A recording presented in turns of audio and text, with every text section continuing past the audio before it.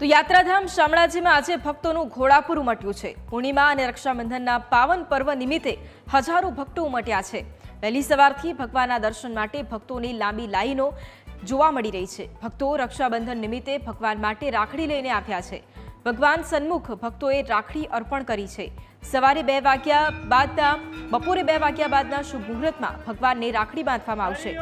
હજારો ભક્તોની રક્ષાના તાતડે બંધાશે શામળાજી। વહેલી સવારથી હજારો ભક્તો દર્શન કરીને ધન્યતા અનુભવી રહ્યા છે। આજે શ્રાવણ સુદ પૂર્ણિમા એટલે રક્ષાબંધનનો પાવન પર્વને લઈને વહેલી સવારથી શામળાજી મંદિર ખાતે જે ભક્તોની ભીડ જોવા મળી રહી છે। આ ભક્તો ભગવાન શામળાજી દર્શન કરવા માટે પહોંચ્યા છે। આજે શ્રાવણ સુદ પૂર્ણિમા એટલે રક્ષાબંધનનો પાવન પર્વ છે, એટલે રક્ષાબંધન નિમિત્તે વહેલી સવારથી ભક્તો ભગવાન શામળાજી દર્શન કરી જે ધન્યતા અનુભવતા હોય છે। આજે ભગવાનને અલગ અલગ પ્રકારના જે જરીના જે વસ્ત્રો અને આભૂષણો પણ પહેરાવવામાં આવશે। ત્યારે જે બહેનો હોય છે, જે રાજસ્થાન, મધ્યપ્રદેશ, ગુજરાત સહિતના જે ભક્તો અને જે બહેનો હોય છે, જે ભગવાનની રાખડી લઈને પહોંચતા હોય છે અને ભગવાનને જે રાખડી બાંધી અને સારા જે દીર્ઘાયુ આયુષ્ય માટે જે પ્રાર્થના કરતા હોય છે, ત્યારે વહેલી સવારથી જે ભક્તો ભગવાન શામળાજી મંદિર ખાતે પહોંચ્યા છે। ટ્રસ્ટ દ્વારા પણ સારી વ્યવસ્થા કરવામાં આવી છે।